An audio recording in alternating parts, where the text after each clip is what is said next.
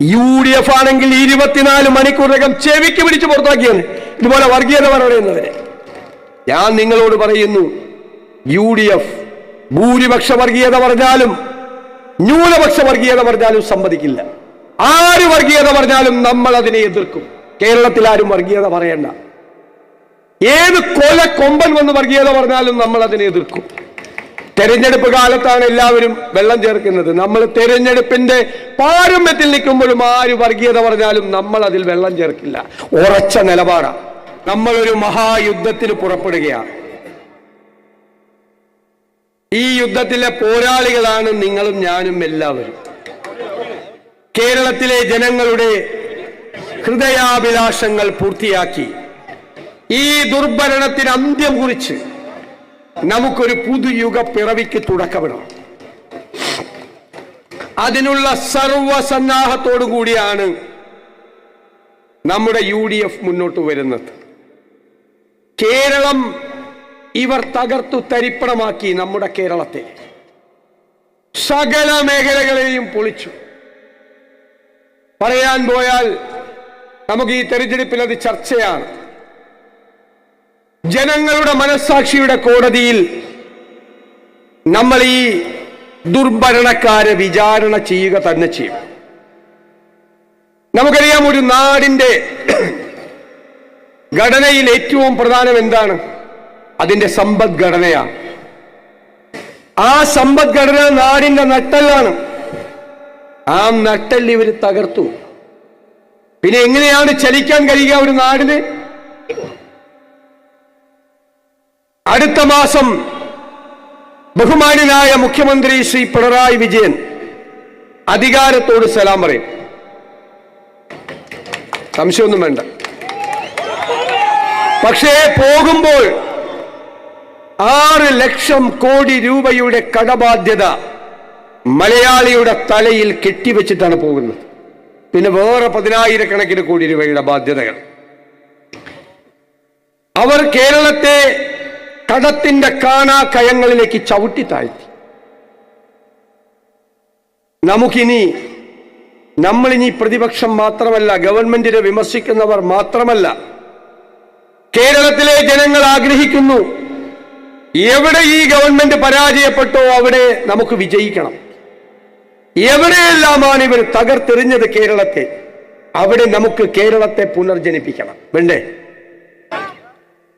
അതിനാണ് പുതുയുഗ യാത്ര. ഞാൻ നിങ്ങളോട് അഭിമാനത്തോടെ പറയുന്നു, കഴിഞ്ഞ 2 വർഷക്കാലം കഠിനാധ്വാനം നടത്തി ഗവേഷണ തുല്യമായ ഗ്രഹപാഠം ചെയ്ത് രാജ്യത്തിനകത്തും പുറത്തുമുള്ള വിദഗ്ധരായ ആളുകളുടെ സേവനം വാങ്ങിച്ച് നമ്മൾ ബദൽ പരിപാടികളും സമഗ്ര പദ്ധതികളുമായിട്ടാണ് UDF വരുന്നത്. കേരളത്തിന്റെ ചരിത്രത്തിൽ ഇന്നേ വരെ ഒരു മുന്നണിയും കാണിക്കാത്ത തയ്യാറെടുപ്പോടെ ഭാവി കേരളത്തെക്കുറിച്ച് ഉള്ള പദ്ധതികളുമായിട്ടാണ് UDF വരുന്നത്.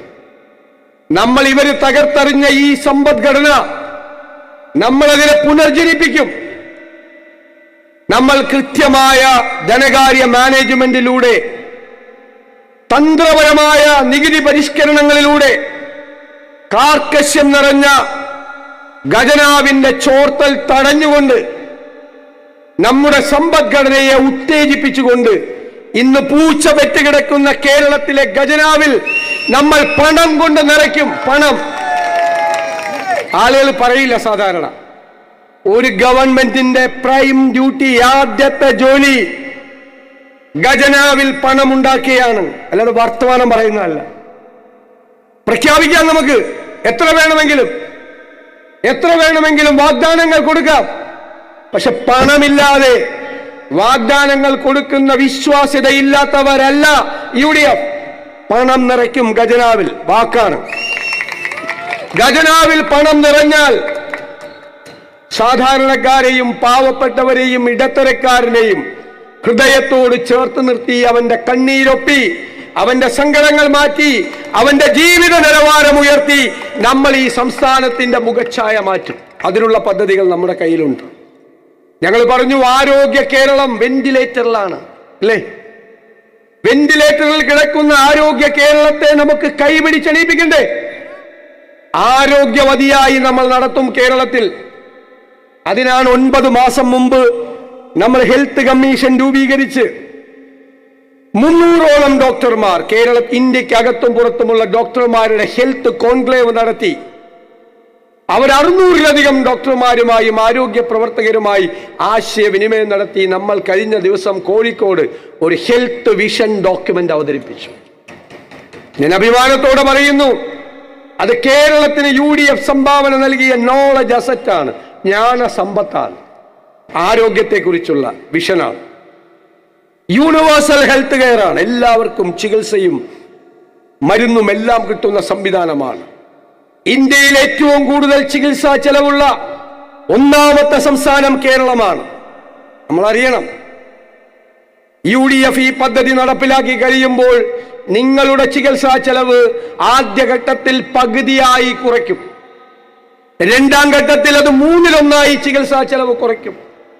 സ്ത്രീകൾക്ക് പ്രത്യേക ആശുപത്രി ഉൾപ്പെടെ പ്രായമായവർക്കുള്ള ജെറിയാട്രിക് കെയർ ഉൾപ്പെടെയുള്ള വൈവിധ്യമാർന്ന സംവിധാനങ്ങൾ ഞാൻ വിശദീകരിക്കുന്നില്ല, സമയക്കുറവ്. പക്ഷേ ഒരു കാര്യം ഉറപ്പാണ്, അത് നടപ്പാക്കിയാൽ ലോകരാജ്യങ്ങളിൽ നിന്ന് പോലുമുള്ള ആളുകൾ ചികിത്സയ്ക്കായി നമ്മുടെ കേരളത്തിൽ എത്തുന്ന ആരോഗ്യത്തിന്റെ ഡെസ്റ്റിനേഷൻ പോയിന്റാക്കി നമ്മൾ ഈ കേരളത്തെ മാറ്റുക തന്നെ ചെയ്യും. നമ്മുടെ കുട്ടികൾ 40-50 ലക്ഷം രൂപ കിടപ്പാടം പണയപ്പെടുത്തി വിദേശത്ത് പോയി പഠിക്കുന്നു, അല്ലേ? UDF വരുമ്പോൾ ജർമ്മനിയിലും കാനഡയിലും UK-യിലും ഓസ്ട്രേലിയയിലും പോയി യൂണിവേഴ്സിറ്റികളിൽ പോയി നമ്മുടെ കുട്ടികൾ പഠിക്കുന്ന പ്രോഗ്രാമുകൾ കേരളത്തിലെ യൂണിവേഴ്സിറ്റികളിൽ നമ്മൾ ആരംഭിക്കും. നമ്മുടെ കുട്ടികൾ ഇവിടെ പഠിക്കും. അവർ പുറത്തു വരുമ്പോൾ 2 ഓപ്ഷനാണ് അവരുടെ മുമ്പിൽ. 1 തൊഴിൽ, 2 സംരംഭം. കേരളത്തിൽ ഇന്നേ വരെ അവതരിപ്പിക്കപ്പെടാത്ത ഒരു സമഗ്രമായ തൊഴിൽ സംരംഭ പദ്ധതി ഈ യാത്ര തിരുവനന്തപുരത്ത് എത്തുന്നതിന് മുമ്പ് നമ്മൾ അവതരിപ്പിക്കുക. കാർഷിക മേഖലയിൽ അതിശക്തമായ ഒരു പാക്കേജ്, വന്യജീവി ആക്രമണം തടയുന്നത് ഉൾപ്പെടെ ന്യായ വില കിട്ടുന്നത് ഉൾപ്പെടെയുള്ള പാക്കേജ്. വിദ്യാഭ്യാസ രംഗത്തെ ഡോക്യുമെന്റ് നമ്മൾ നാളെ അവതരിപ്പിക്കും. തൃശ്ശൂരിലാണ് ഉന്നത വിദ്യാഭ്യാസത്തിന്റെ പ്രധാനപ്പെട്ട ഡോക്യുമെന്റ്, ദിശാബോധം നൽകുന്ന ഡോക്യുമെന്റ് നാളെ അവതരിപ്പിക്കുന്നത് സാംസ്കാരിക നഗരിയിൽ വെച്ചിട്ടാണ്. നാളെ രാവിലെ ഒരുപാട് കാര്യങ്ങൾ അതിൽ പറയുന്നുണ്ട്. ഒരുപാട് മാറ്റങ്ങൾ വിദ്യാഭ്യാസ രംഗത്ത്, അടിസ്ഥാനപരമായ മാറ്റങ്ങൾ ഉണ്ടാക്കുന്ന കാര്യങ്ങൾ. ഞാൻ ഒരു സ്വപ്നതുല്യമായ പല പദ്ധതികളുണ്ട്. അതിലൊരു പദ്ധതി, നമുക്ക് 4 ഇന്റർനാഷണൽ എയർപോർട്ടുകളുണ്ട്. അതിൽ 2 ഗവൺമെന്റിന്റെ നിയന്ത്രണത്തിലാണ്. കൊച്ചി, കണ്ണൂർ എയർപോർട്ടുകളെ സമന്വയിപ്പിച്ച് 27 പുതിയ ഏവിയേഷൻ പ്രോജക്റ്റുകൾ നമ്മൾ അനൗൺസ് ചെയ്യും അടുത്ത ദിവസം. അതിൽ പൈലറ്റ് ട്രെയിനിങ് കോളേജ് ഉണ്ട്, ഏവിയേഷൻ ക്രൂവിന് ട്രെയിനിങ് കൊടുക്കുന്ന ഇൻസ്റ്റിറ്റ്യൂട്ട് ഉൾപ്പെടെ എയർക്രാഫ്റ്റ് മെയിൻ്റനൻസ് ഉൾപ്പെടെയുള്ള സംവിധാനങ്ങളുണ്ട്. 4 ഇന്റർനാഷണൽ എയർപോർട്ടുള്ള കേരളത്തിനെ അതിന് ഉപയോഗിക്കാൻ തക്കവണ്ണമുള്ള 27 പദ്ധതികൾ, എല്ലാം വിദഗ്ധരായ ആളുകളുടെ സഹായത്തോടു കൂടി തയ്യാറാക്കിയ പദ്ധതി. നമ്മൾ ആഗ്രഹിക്കുന്നത് ഒരു ഡാറ്റ ഡ്രിവൺ ഗവേണൻസ് ആണ്. ഡേറ്റയാണ് അടിസ്ഥാനപരമായ ഇന്ന് ലോകത്ത് ഏറ്റവും പ്രഷ്യസ് ആയിട്ടുള്ള കാര്യമാണ് ഡേറ്റ. ആ ഡേറ്റ കളക്ട് ചെയ്ത് അതിൽ നിന്നാണ് നമ്മുടെ ഗവേണൻസ്, ഭരണം. UDF കേരളത്തിലെ ജനങ്ങൾക്ക് വാഗ്ദാനം നൽകുന്നത് ഗുഡ് ഗവേണൻസ് ആണ്, സദ്ഭരണം. ഞാൻ നിങ്ങളോട് പറയുന്നു, ഇനിയും കുറെ പരിപാടികളുണ്ട്. കുറച്ച് സസ്പെൻസ് കിടക്കട്ടെ എന്ന് വെച്ചാൽ മുഴുവൻ പറയാം. പക്ഷെ ഈ യാത്ര തിരുവനന്തപുരത്ത് എത്തുമ്പോൾ കേരളത്തിലെ ജനങ്ങൾക്ക് ബോധ്യമാകും, ഇത് ഭരണമാറ്റത്തിന് വേണ്ടി മാത്രമുള്ള വരവല്ല, ഇത് കേരളത്തിന്റെ മാറ്റത്തിന് വേണ്ടി കൂടിയുള്ള വരവാണ്. അത് ബോധ്യമാകും. ഞാൻ നിങ്ങൾക്ക് UDF-ന് വേണ്ടി വാക്ക് തരുന്നു, കേരളം ഇനി പിന്നോട്ട് നടക്കില്ല. നമ്മുടെ കേരളം ഇനി മുന്നോട്ട് കുതിക്കും. നമ്മുടെ വരാനിരിക്കുന്ന തലമുറകൾക്ക് കൂടി സന്തോഷത്തോടെ ജീവിക്കാൻ പറ്റുന്ന ഇന്ത്യയിലെ 1ാമത്തെ സംസ്ഥാനമാക്കി നമുക്ക് നമ്മുടെ കേരളത്തെ മാറ്റണം. ഇവിടെ ഇതൊന്നും അല്ലല്ലോ ചർച്ച ഒടുക്കത്തെ വർഗീയതയാണ് ചർച്ച. നമുക്കറിയാം, സംഘപരിവാറിനെ പൂരം കലക്കിയ സ്ഥലമാണ്. നിങ്ങൾക്കറിയാം, സംഘപരിവാറിന് എല്ലാവരും കൂടി സന്തോഷമായിട്ട് നിന്ന അവർക്ക് സങ്കടം വരും. അവർ വിദ്വേഷ പ്രചരണം നടത്തി നമ്മളെ ഭിന്നിപ്പിക്കും, നമ്മളെ ശത്രുക്കളാക്കും. അപ്പോഴാണ് അവർക്ക് സന്തോഷം വരുന്നത്. പക്ഷേ എനിക്ക് സങ്കടം, സംഘപരിവാറിന്റെ അതേ വഴിയിലൂടെയാണ് കേരളത്തിലെ CPM സഞ്ചരിക്കുന്നത്. ഡൽഹിയിലെ ചേട്ടൻ ബാവയും തിരുവനന്തപുരത്തെ അനിയൻ ബാവയും ഒരേ തോണിയിൽ സഞ്ചരിക്കുകയാണ്. അവർ തമ്മിൽ വലിയ ബന്ധമാണ്. ഇരട്ടച്ചങ്കെന്നൊക്കെയാണ് പറയുന്നത്. പക്ഷേ അമിത്ഷായെയും മോഡിയെയും കാണുമ്പോൾ ഇരട്ടച്ചങ്ക അപ്രത്യക്ഷമാവും. അവർ പറയുന്ന സ്ഥലത്ത് ഒപ്പിട്ട് കൊടുക്കും. പൂരം കലക്കാൻ പറഞ്ഞാൽ പൂരം കലക്കും. ഇല്ലേ? പൂരം കലക്കിയില്ലേ? തെരഞ്ഞെടുപ്പ് കാലത്ത് ഗൂഢാലോചന നടത്തി, ആസൂത്രണം നടത്തി, മനഃപൂർവമായി പൂരം കലക്കി BJPക്ക് ജയിക്കാനുള്ള അന്തരീക്ഷം ഈ തൃശ്ശൂരിൽ ഉണ്ടാക്കിയില്ലേ? മന്ത്രി രാജനോടും രാധാകൃഷ്ണനോടും ഇങ്ങോട്ട് വരണ്ട, ഇവിടെ ആകെ പ്രശ്നമാണ് എന്ന് പറഞ്ഞ പോലീസ് ആംബുലൻസിൽ കയറ്റി മുൻപിൽ പൈലറ്റും പുറകിൽ എസ്കോർട്ടുമായി MP പോലും അല്ലാതിരുന്ന BJPയുടെ സ്ഥാനാർത്ഥിയെ ആ സംഭവ സ്ഥലത്ത് കൊണ്ടുവന്നോ പോലീസ്? ആരുടെ ഗൂഢാലോചനയായിരുന്നു? ആരുടെ ഗൂഢാലോചന? ഇപ്പൊ എവിടെ പോയി പൂരം കലക്കിയത്? ഇപ്പൊ എവിടെ പോയി? അതൊന്നും കാണുന്നില്ല. അവരെ ആരെയും കാണുന്നില്ല. ഇപ്പോൾ പൂരം കലക്കി BJPയുടെ വഴികളിൽ താമര പൂവുകൾ വിതറിക്കൊടുത്ത പാർട്ടിയാണ് CPM. മനസ്സിലായ? CPIക്കാരൊന്ന് മനസ്സിലാക്കിയാൽ അവർക്ക് നല്ലത്, ഭാവിയിലും നല്ലതാണ്. CPIക്കാർക്ക് കുറെ പേർക്ക് അറിയാം അവർക്ക്, പക്ഷെ എല്ലാവരും സമ്മതിക്കില്ല. കുറെ പേർക്ക് അറിയാം അവർക്ക്. ആ ബന്ധമാണ്. എന്നിട്ടിപ്പോ CPM വർഗീയത പറയാം. നിങ്ങൾക്കറിയാം, CPM ന്യൂനപക്ഷ വർഗീയതയാണ് പാർലമെന്റ് തെരഞ്ഞെടുപ്പ് കാലത്ത് പറഞ്ഞത്, അല്ലേ? എന്തൊരു പ്രസംഗമായിരുന്നു പിണറായി വിജയന്റെ! ന്യൂനപക്ഷങ്ങളോടുള്ള പ്രേമം ഇങ്ങനെ ഒഴുകുകയായിരുന്നു. ഗാസയിലെ കുഞ്ഞുങ്ങൾ, പാലസ്തീനിലെ യുദ്ധം, പൗരത്വ രജിസ്റ്റർ, ന്യൂനപക്ഷങ്ങൾക്കെതിരായി നടക്കുന്ന ആക്രമണം. പക്ഷെ ന്യൂനപക്ഷങ്ങൾക്ക് മനസ്സിലായ തട്ടിപ്പാണെന്ന്. അവർ വോട്ട് ചെയ്തില്ല. അപ്പോ പ്ലേറ്റ് മാറ്റി തെരഞ്ഞെടുപ്പ് കഴിഞ്ഞപ്പോ. പിന്നെ ഡൽഹിയിൽ പോയി മലപ്പുറത്തിനെതിരായി പ്രസ്താവന കൊടുത്തു. ഭൂരിപക്ഷ വർഗീയതയ്ക്ക് തിരികൊളുത്തി പിണറായി വിജയൻ. ഭയങ്കര ബുദ്ധിമാനാണ്. അതിന്റെ പുറകെ കിങ്കരന്മാർ AK ബാലൻ, വിജയ രാഘവൻ, ആരൊക്കെയാ? സജി ചെറിയാൻ, എല്ലാവരും വന്നു. പിന്നെ പിണറായി വിജയൻ ഒരു സ്വഭാവമുണ്ട്, നന്നായി വർഗീയത പറയുന്നവരെ ഇടയ്ക്ക് പോയി പൊന്നാടാനേക്കും. അവരെയും കൂടി കൂട്ടും വർഗീയത പറയാൻ, ഇല്ലേ? സജി ചെറിയാൻ പറഞ്ഞത് എന്താ? മന്ത്രി മലപ്പുറത്തെ ജയിച്ചവരുടെ ലിസ്റ്റ് ഒന്ന് നോക്ക്, പേരൊന്ന് നോക്ക്. പച്ചയ്ക്ക് വർഗീയത പറഞ്ഞതാ. തൃശ്ശൂരിൽ ജയിച്ചവരും എറണാകുളത്ത് ജയിച്ചവരും തിരുവനന്തപുരത്ത് ജയിച്ചവരും ഒക്കെ ഇല്ലേ കേരളത്തിൽ? എല്ലാവരും ഇല്ലേ? അവരുടെ അല്ല, മലപ്പുറത്ത് ജയിച്ചവരുടെ നോക്ക്.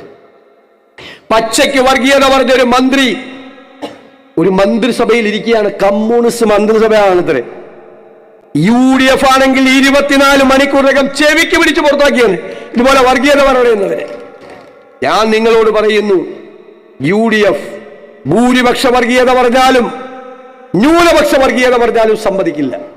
ആര് വർഗീയത പറഞ്ഞാലും നമ്മൾ അതിനെ എതിർക്കും. കേരളത്തിൽ ആരും വർഗീയത പറയണ്ട. ഏത് കൊല കൊമ്പൻ വന്ന് വർഗീയത പറഞ്ഞാലും നമ്മൾ അതിനെ എതിർക്കും. തെരഞ്ഞെടുപ്പ് കാലത്താണ് എല്ലാവരും വെള്ളം ചേർക്കുന്നത്. നമ്മൾ തെരഞ്ഞെടുപ്പിന്റെ പാരമ്യത്തിൽ നിൽക്കുമ്പോഴും ആര് വർഗീയത പറഞ്ഞാലും നമ്മൾ അതിൽ വെള്ളം ചേർക്കില്ല. ഉറച്ച നിലപാടാണ്. ഇനി കുറെ ആളുകൾ വരും, ഞങ്ങൾ വോട്ട് ബാങ്ക് ഉള്ളവരാണ്. ഞങ്ങൾ പറയും, വോട്ട് ബാങ്ക് ഉണ്ടെങ്കിൽ കയ്യിൽ വെച്ചേക്കണം, വർഗീയത പറയാൻ പറയരുത്. അതാണ് നമ്മുടെ നിലപാട്. ആ നിലപാട് ശക്തമായി നമ്മൾ സ്വീകരിക്കും. ഞാൻ കരുതുന്നത് മതേതര കേരളം ഇരു കൈകളും നീട്ടി നമ്മുടെ മതേതര നിലപാടിനെ ഹൃദയത്തിലേക്ക് സ്വീകരിക്കുമെന്നാണ്. ഈ തെരഞ്ഞെടുപ്പ് കഴിയുമ്പോൾ നിങ്ങൾ നോക്കിക്കോ, ഈ മതേതര കേരളം തലയെടുപ്പോടുകൂടി ഈ രാജ്യത്തിന്റെ മുഖത്ത് നോക്കി പറയും, ഇത് ഞങ്ങളുടെ കേരളമാണ്, മതേതര കേരളമാണ്, ഇതാണ് ഈ രാജ്യത്തിന് മോഡൽ എന്ന്. അങ്ങനെ ഒരു മതസൗഹാർദ്ദമുള്ള നാടാക്കി നമ്മുടെ സംസ്ഥാനത്തെ മാറ്റണം. നമുക്കിനിയും ഒരുപാട് കാര്യങ്ങൾ ചെയ്യാനുണ്ട്, ഒരുപാട് ചർച്ച ചെയ്യാനുണ്ട്, ഒരുപാട് കാര്യങ്ങൾ. ഇവർ ഇടതുപക്ഷമൊന്നുമല്ല, ഇവർ തീവ്ര വലതുപക്ഷമാണ്, ഇവർ കളവാണ്. നിങ്ങൾ കണ്ടില്ലേ, രക്തസാക്ഷി ഫണ്ട് വരെ അടിച്ചു മാറ്റുക. ഇപ്പൊ രക്തസാക്ഷികൾ ഉണ്ടാകുന്നത് CPM ലോട്ടറി അടിക്കുന്ന പോലെ, ബമ്പർ. പിന്നെ പിരിവ് തുടങ്ങുക, അവന്റെ കുടുംബത്തിന് എന്തെങ്കിലും കൊടുത്ത് പൈസ അടിച്ചു മാറ്റുകയാണ്. പയ്യന്നൂരിൽ ധനരാജ് രക്തസാക്ഷി ഫണ്ട് കട്ടെടുത്തു എന്ന് പറഞ്ഞവനെയാണ് പുറത്താക്കിയത്. കുഞ്ഞികൃഷ്ണന് കട്ടെടുത്തവനെ ഒന്നും ചെയ്തില്ല. ശബരിമലയിൽ കണ്ടോ, അയ്യപ്പന്റെ സ്വർണം കവർന്നെടുത്ത 3 CPM നേതാക്കൾ ജയിലിലാണ്. സ്വർണം മാത്രമല്ല, ശ്രീകോവിലിന് മുന്നിലുള്ള അതിമനോഹരമായ സ്വർണം പൊതിഞ്ഞ ദ്വാരപാലക ശില്പം എടുത്തുകൊണ്ടുപോയി ഒരു കോടീശ്വരന് വിറ്റു. കോടീശ്വരനെയും പറ്റിച്ചു. കാരണം അയാളോട് പറഞ്ഞില്ല ഇത് കട്ട മുതലാണെന്ന് പറഞ്ഞാൽ അയാൾ മേടിക്കുമോ? കോടികൾക്ക് മേടിക്കുമോ? എന്നിട്ട് അതിൻ്റെ ഒരു വ്യാജ സാധനം മോൾഡ് ഉണ്ടാക്കി ചെമ്പില്, എന്നിട്ട് അതിലെന്തോ പൂശിക്കൊണ്ട് വെച്ചിരിക്കുകയാണ്. കോടതിയാ പറഞ്ഞത്. ഇവര് ചെയ്തതാണ് CPM പിണറായി 1ാം സർക്കാരിന്റെ കാലത്ത് അവര് നടത്തിയ പൊളിറ്റിക്കൽ അപ്പോയിന്റ്മെന്റ് ദേവസ്വം ബോർഡ് അംഗങ്ങൾ ചെയ്താണ്. കോടതി പറഞ്ഞു 2019 നടന്ന ഈ തട്ടിപ്പ് ആരും അറിഞ്ഞില്ല കുറെ നാളത്തേക്ക്. കള്ളൻ മോഷ്ടിച്ചാൽ പിന്നെ ആരും കുറെ നാളത്തേക്ക് അറിഞ്ഞില്ലെങ്കിൽ കള്ളൻ എന്ത് ചെയ്യും? പിന്നെ രണ്ടാമതും കാക്കും. അത് തന്നെ 2024 ആയപ്പോൾ വീണ്ടും കോടതി പറഞ്ഞു ഒരു ഫേക്ക് അർജൻസി ഉണ്ടാക്കി, വ്യാജമായ ഒരു അടിയന്തര സാഹചര്യം ഉണ്ടാക്കി. ഇപ്പൊ സ്വർണം പൂശണമെന്ന് കക്കാൻ പോണ്ടിയാ, വീണ്ടും രണ്ടാമത് കക്കാൻ. അപ്പൊ കോടതി ഇടപെട്ടു. ഞാൻ കരുതുന്നത് സാക്ഷാൽ ധർമ്മശാസ്ത്രാവ് ഇടപെട്ടെന്ന.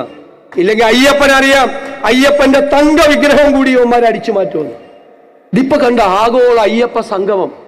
ഒരു സുപ്രഭാതത്തിൽ നമ്മുടെ മുഖ്യമന്ത്രി പിണറായി വിജയൻ ഒരു അയ്യപ്പ ഭക്തി, ഞാൻ തന്നെ അന്തം വിട്ടുപോയി. ഇതെന്താ അയ്യപ്പനോട് ഇത്ര സ്നേഹം? കേരളം മുഴുവൻ ഫ്ലെക്സ് ബോർഡ് വെച്ച് അയ്യപ്പനേക്കാൾ വലിയ പടം പിണറായി വിജയൻ. ഇപ്പോഴാ മനസ്സിലായത് അതും കളവായിരുന്നു. ഇപ്പൊ കണക്ക് കൊടുത്തിട്ട് യോജിക്കല്ല. ആകെ 600 പേരാണ് പങ്കെടുത്തത്. 11 കോടിയാ 12 കോടിയാണ് ചെലവ്. 600 പേര് പങ്കെടുത്ത പരിപാടിക്ക് 3000 പേർക്ക് എങ്ങനെ ബ്രേക്ക്ഫാസ്റ്റ് കൊടുക്കണം? 4000 പേർക്ക് എങ്ങനെ ലഞ്ച് കൊടുക്കണം? എഴുതിയെടുത്തേക്കാണ് കണക്ക്, കള്ളക്കണക്ക്. 5000 പേർക്ക് അത്താഴം കൊടുത്തത്. കിടക്ക വരെ അടിച്ചു മാറ്റി.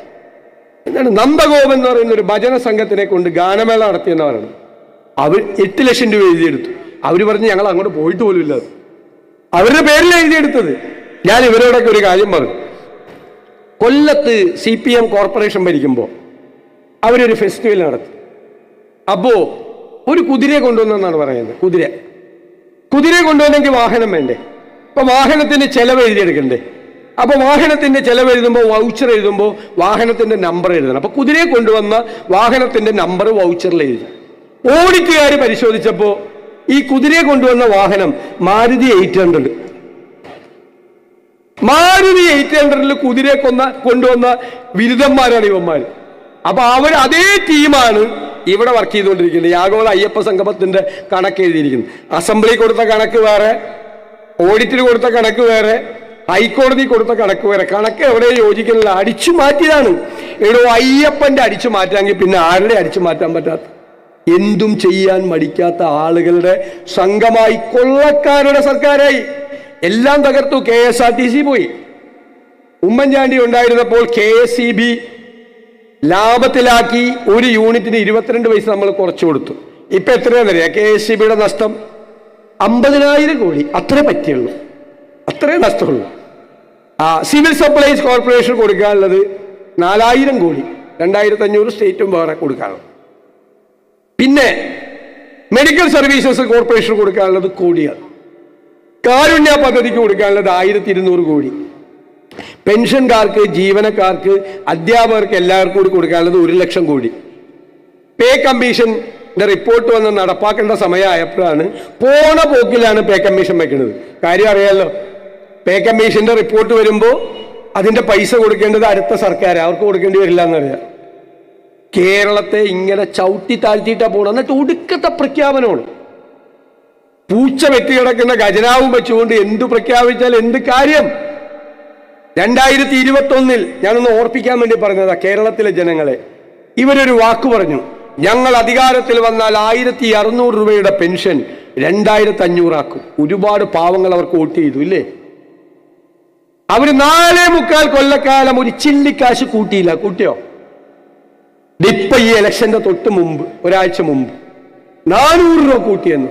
ഞങ്ങൾ പറഞ്ഞു മലയാളിയുടെ സാമാന്യ ബുദ്ധിയെ നിങ്ങൾ പരീക്ഷിക്കരുത്.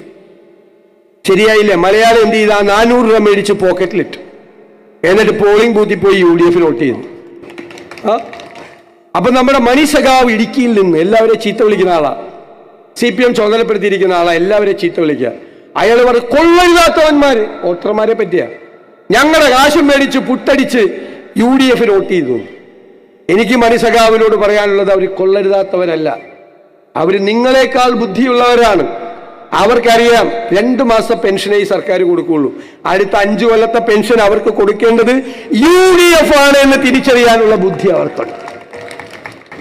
ഞാൻ അവസാനിപ്പിക്കുകയാണ്. സാധാരണ തൃശ്ശൂരിൽ നിന്ന് ഒരു 7 മണി 7:30 കഴിഞ്ഞാൽ ആരും ഉണ്ടാവില്ല. നിങ്ങളെല്ലാവരും കാത്തിരുന്നു. ഞാൻ പ്രത്യേകം നന്ദി പറയുന്നു. നമ്മുടെ UDF ടീം UDF 100-ലധികം സീറ്റുമായി കേരളത്തിൽ അധികാരത്തിലേക്ക് തിരിച്ചു വരുമ്പോൾ തൃശ്ശൂര് നിങ്ങൾ തൂക്കണം. തൂക്കോ? ഏറ്റോ? ഈ ജില്ലയിൽ അത്ഭുതകരമായ വിജയം ഉണ്ടാകണം. ഞാൻ ഇന്ന് 6ാമത്തെ പരിപാടിയിലാണ് സംഘടി നടക്കുന്നത്. 6ാമത്തെ പരിപാടി. ഓരോ പരിപാടിയും മത്സരിച്ച് ഗംഭീരമാവുകയാണ്. തൃശ്ശൂരും ഒല്ലൂരും ഉണ്ട് ഇവിടെ. ഞാൻ തൃശ്ശൂർ ജില്ലയെ പറ്റിയാണ് പറഞ്ഞത്. ജില്ല മൊത്തം, ജില്ലയിലെ നേതാക്കന്മാരും എല്ലാവരും ഇരിക്കുന്നുണ്ട്. നമ്മുടെ കോട്ടയാണ് തൃശ്ശൂർ ജില്ല. ഞാൻ വെറുതെ അല്ല പോരാളികൾ എന്ന് വിളിച്ചത്. പോരാളികളായ നിങ്ങൾ കഠിനാധ്വാനം ചെയ്ത്, ഞാൻ നിങ്ങളെ ഏൽപ്പിക്കുകയാണ്, കഠിനാധ്വാനം ചെയ്ത് ഉജ്ജ്വലമായ വിജയം നമ്മുടെ UDF-നുണ്ടാക്കണം. ഏറ്റോ? ഉറപ്പാണോ? ആ ഉറപ്പാണ് ഹൃദയത്തിൽ ഏറ്റുവാങ്ങി പോകുന്നത്. നിങ്ങൾ നൽകിയ ഈ ഉജ്ജ്വലമായ സ്വീകരണത്തിന് നന്ദി പറയാൻ വാക്കുകളില്ലാതെ ഞാൻ നിർത്തും.